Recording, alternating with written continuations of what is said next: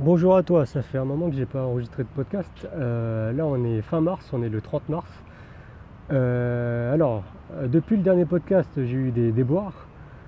En fait j'avais déménagé dans un logement à Taichung et le logement était vraiment pas terrible finalement. En fait l'isolation était vraiment pas terrible, j'entendais tous mes voisins, j'entendais toutes leurs discussions. Et ils avaient un chat également que je détestais, que j'avais envie de tuer, parce qu'il miaulait tout le temps. Donc j'entendais en fait j'avais un couple pour voisin, un couple taïwanais, et ils se disputaient assez souvent jusqu'à 3h, 4h du matin, en se lançant des insultes, Nikta en chinois. Donc c'est un peu la preuve que les Taïwanais parlent mal aussi. C'est pas forcément un pays où les gens parlent toujours bien.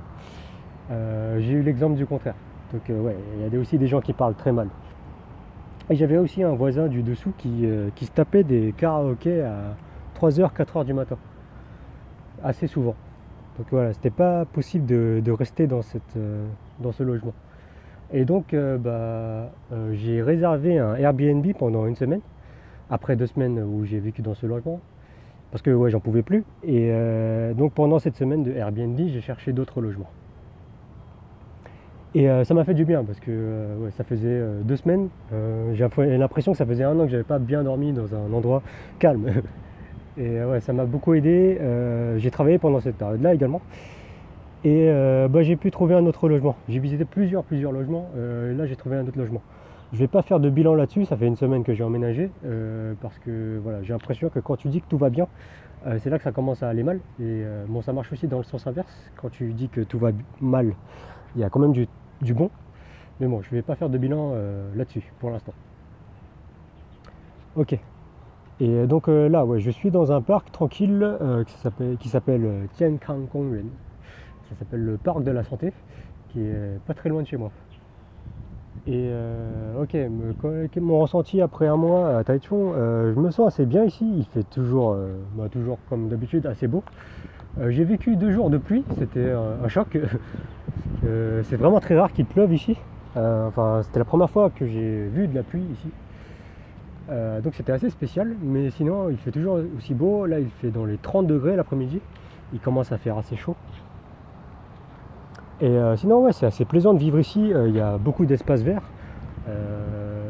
Les transports sont quand même pas mal. Il y a des stations de vélo un peu partout. Les gens sont plus ouverts qu'à Taipei, j'ai l'impression. J'ai eu plusieurs fois des habitants de Taichung qui ont tapé des discussions avec moi, alors que ça arrive vraiment très très rarement à Taipei. Ça a dû m'arriver 3-4 fois à Taipei en 3 ans. Et là, ça a dû m'arriver 3-4 fois en moins d'un mois. Bon, après, parfois, c'est un peu dérangeant, des gens, des inconnus qui te tapent la discussion alors que tu as envie d'être tranquille. Mais parfois, c'est assez plaisant quand voilà, on te sourit, on te dit des trucs assez sympas. Et voilà, on essaie juste de te dire des trucs sympas pour taper un peu la discussion. On va dire oh comment ça va, tu viens d'où, ah ok, bon appétit, reviens quand tu veux. Alors là c'était l'exemple d'un restaurant par exemple. Et donc ouais, c'est sympathique quoi, ça fait plaisir. Ouais. Et ouais, cette expérience de vivre dans un logement et de ne pas être satisfait, ça m'a fait un peu réaliser que c'est important de savoir exactement ce que l'on veut, de savoir précisément ce que l'on veut. C'est pas toujours facile, mais c'est vraiment important, que ce soit dans chaque aspect de la vie, que ce soit dans le travail, dans les relations amicaux ou en couple, ou pour trouver un logement, comme je l'ai fait. C'est compliqué de trouver un truc dont on est satisfait quand on ne sait pas vraiment ce qu'on veut ou quand ça reste assez vague. Par exemple, moi, quand j'ai déménagé à Taichung, ce que je voulais de base, c'était juste trouver un truc moins cher et peut-être plus grand que ce que j'avais à Taipei. Et c'est ce que j'ai trouvé, mais il y a vraiment beaucoup de critères à prendre en compte quand on cherche un logement. En fait, c'est vraiment épuisant. Selon des études, c'est même l'une des choses les plus stressantes dans la vie, c'est de déménager, de changer complètement d'environnement. Et ouais, je pense que c'est le cas parce que c'est vraiment épuisant, ça fatigue énormément. Mais ouais, pour trouver un logement, il y a vraiment beaucoup de critères à prendre en compte. Il y a le prix, l'environnement, le voisinage. Est-ce que c'est calme? Est-ce que c'est bruyant? Est-ce que c'est dynamique? Est-ce que c'est coupé, est-ce que c'est coupé du monde? Ça dépend ce qu'on cherche exactement également.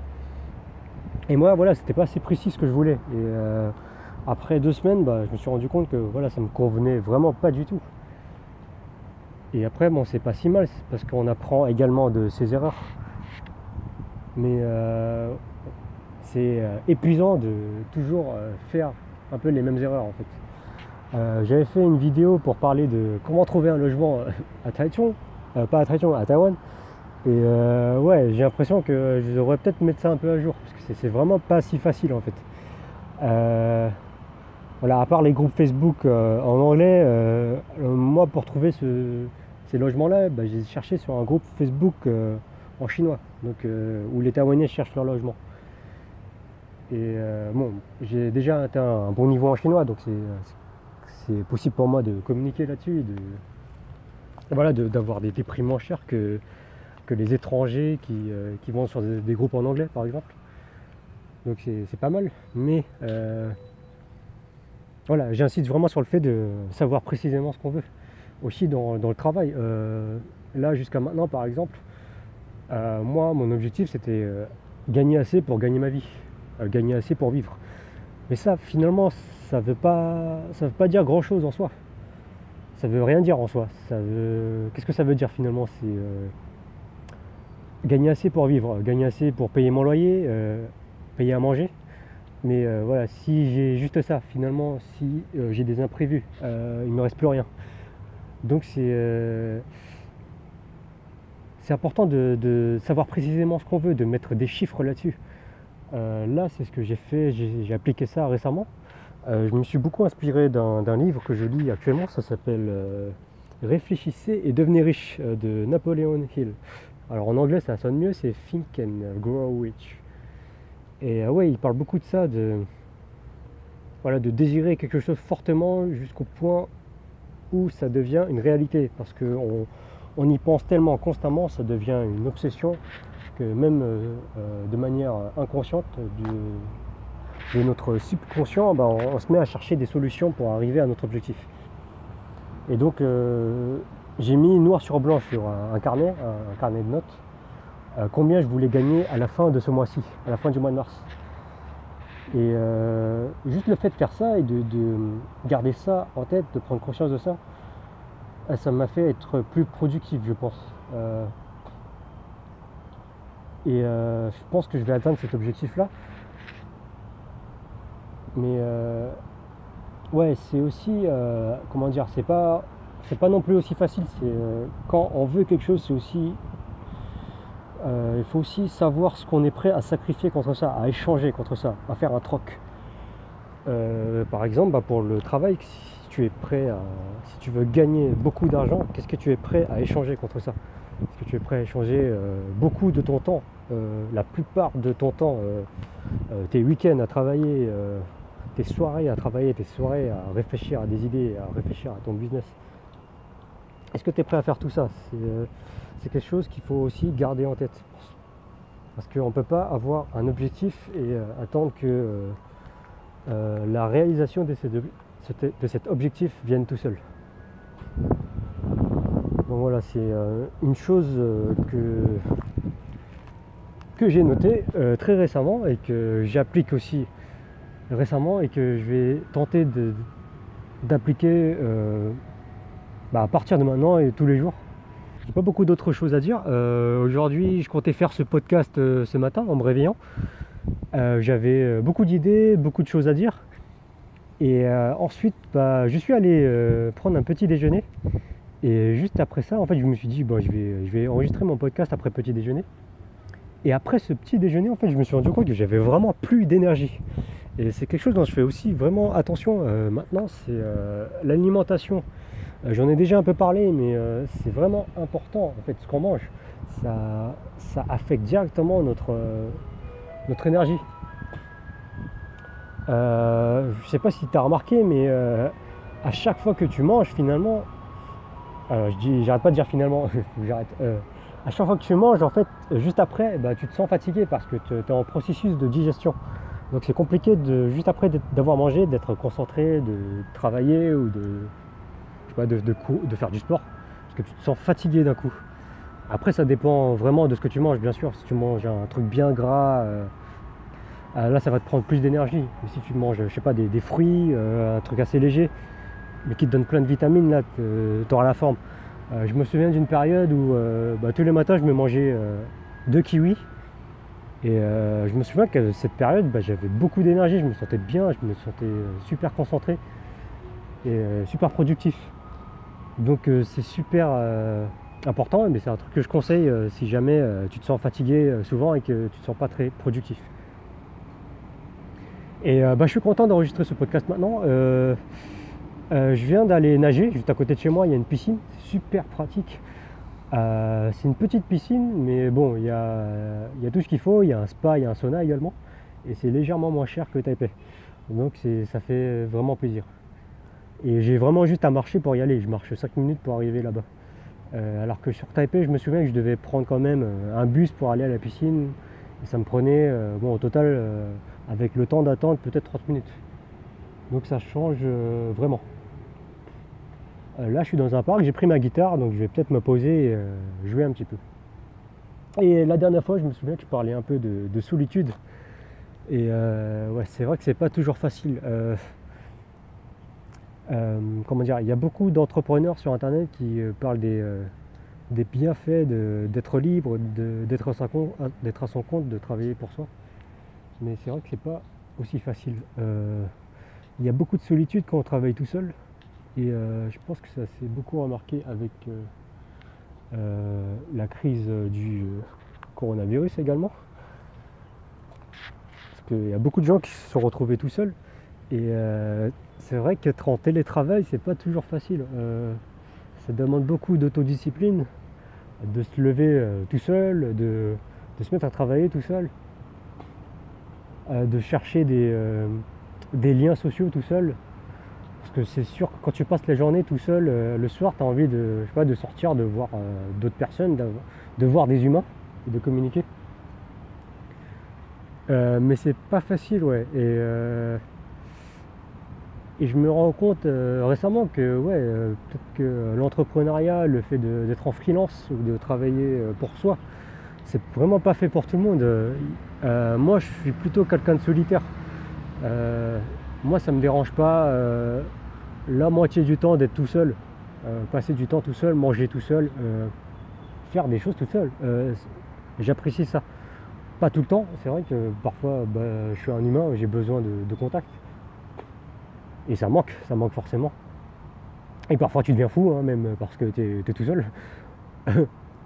Mais quand t'apprends à apprécier les choses toute seule, t'es vachement plus libre en fait. Tu fais vraiment beaucoup plus de choses. Tu te dis pas merde, j'aimerais bien être avec quelqu'un maintenant, j'aimerais bien faire ça avec quelqu'un, il faudrait que je sois avec quelqu'un pour faire ça. Non, tu peux le faire. T'as personne pour te donner des ordres, tu peux faire ce que tu veux. Mais c'est pas toujours facile, ouais. Quand tu es salarié, quand tu es dans une entreprise, tu as un écosystème, tu as un environnement. Et tu travailles avec d'autres personnes, le matin tu arrives, tu parles avec tes collègues, tu échanges des trucs, tu rigoles, tu sors des blagues. T'as la pause café où tu peux te reposer ou taper des conversations. Et ça c'est pas possible quand tu es entrepreneur, quand tu travailles tout seul ou quand tu es en freelance. Tu peux avoir des conversations passionnantes avec tes clients, avec tes apprenants. C'est mon cas et c'est ma chance, c'est la chance que j'ai. Mais c'est quand même un peu différent. Ça reste très enrichissant, mais voilà, c'est deux univers très différents. Et il faut savoir, on revient au même point, il faut savoir précisément ce qu'on veut. Et moi, je reste satisfait sur ça. Après, comme je l'ai dit, savoir précisément ce qu'on veut, c'est pas facile non plus parce que ça change assez souvent. C'est peut-être pour ça qu'il y a autant de problèmes, autant de conflits dans le monde, autant de problèmes de couple, etc. Parce qu'on change toujours d'avis en fait. Parfois on aime quelque chose pendant une année et au bout d'une certaine période, on a envie de changement, on veut de changer. Mais le truc, c'est de savoir comment communiquer ça, de rester honnête là-dessus, de dire honnêtement, voilà, maintenant j'ai besoin d'autre chose. Voilà, c'est juste un besoin, c'est contre personne, c'est juste un besoin. Et c'est pour ça que c'est vraiment super important de s'écouter et de savoir ses besoins. Voilà. Bon, je vais m'arrêter sur ça. J'espère que je vais créer un peu plus de contenu. Je prévois de voyager peut-être un peu plus parce que je reste beaucoup tout seul dans mon coin récemment parce que il n'y a pas de parce que je sais pas comment expliquer ça. Ouais. Donc je vais essayer d'en profiter justement pour voyager, pour découvrir de nouvelles choses. Et je vais essayer de te partager ça en même temps. J'espère que tu as apprécié cet épisode. Prends soin de toi.